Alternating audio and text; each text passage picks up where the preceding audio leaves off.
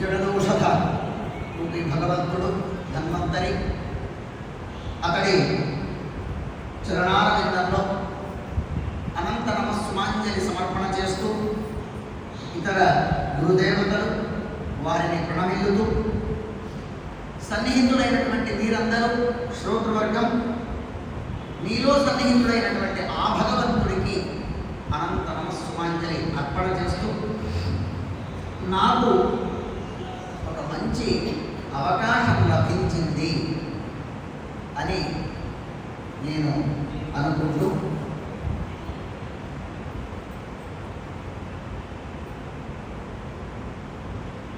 ప్రతి మనిషికి ఒక భోగం ఉంటుంది. ఏదో గోపాలదాసుల వారి యొక్క కీర్తనలో మనకి ఎన్ని రోగాలు ఉన్నాయి?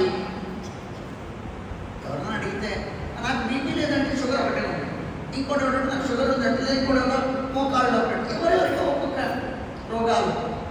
కానీ గోపాలదాసుల వారి మాటల్లో చెప్పాలంటే నాకు ఏ రోగము లేదు అని నేను నీకు చెప్పను, నాకు ఏ రోగము లేదు అని నేను నీకు చెప్పను. నా యందు అన్ని రోగాలు ఉన్నాయి.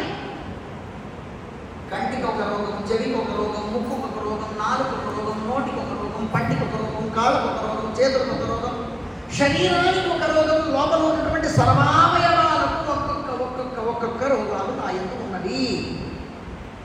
ఏమిటి రోగాలు? దేవుణ్ణి చూడకపోవడము నాకు రోగము, దేవుడి కథ వినకపోవడం నా చెవులకు రోగము, దేవుడి యొక్క ప్రసాద ఆఘ్రాణం చేయడం, కథాఘ్రాణం చేయడం, పుష్పాఘ్రాణం చేయడం చేయకపోవడం నాకు రోగము, నీ తీర్థ ప్రసాదాలు సేవించకపోవడం నా నోటికి ఉదరానికి రోగం, నీ మందిరం చుట్టూ తిరగకపోవడం నా కాళ్ళకు రోగం, నీ సన్నిధానంలో వచ్చి నేను చేతులు జోడించకపోవడం నాకు రోగం, లేదా నీ సన్నిధిలో వచ్చి నాకు నీవిచ్చినటువంటి చేతులతో అక్కడ చేయగలిగినటువంటి సేవలు, నేను లోపలికి వస్తుంటే ఎవరో ఒక పిల్లలు ఆ దేవుడి గట్టు తుడుస్తున్నది, అది ఒక సేవ. ఇలాగ నేను చెయ్యకపోవడం నాకు రోగము. నాకు ఏ రోగం లేదు అని చెప్పడం లేదు.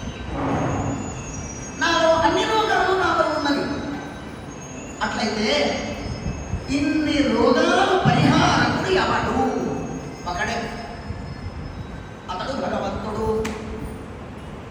సరే, అలాగైతే ఇక్కడ ఆ భగవత్ కథను భగవద్వాచకంగా మనము దాన్ని సేవ చేయగలిగిన ఎడల మన సకల రోగాలు నివృత్తమవుతాయి. ఈ భవన నిర్మాణానికి, ఈ మందిర మఠ నిర్మాణానికి అందరి ఒక శక్తి ఉంటుంది, అందరి ఒక చిన్న చిన్న సేవ ఉంటుంది. ఇసుమంత ప్రతివారిది ఒకడు రూపాయి ఇస్తే, ఒకడు 2 రూపాయలు ఇస్తే, ఒకడు 5 రూపాయలు ఇస్తే, ఒకడు నేనేమీ ఇవ్వలేను, శారీరకంగా వచ్చి నేను శ్రమిస్తాను, మానసికంగా బాగా జరగాలని కోరుకుంటాను. ఇవంతా ఎప్పుడు ఇది జరగక మునుపు, జరిగాక గర్భ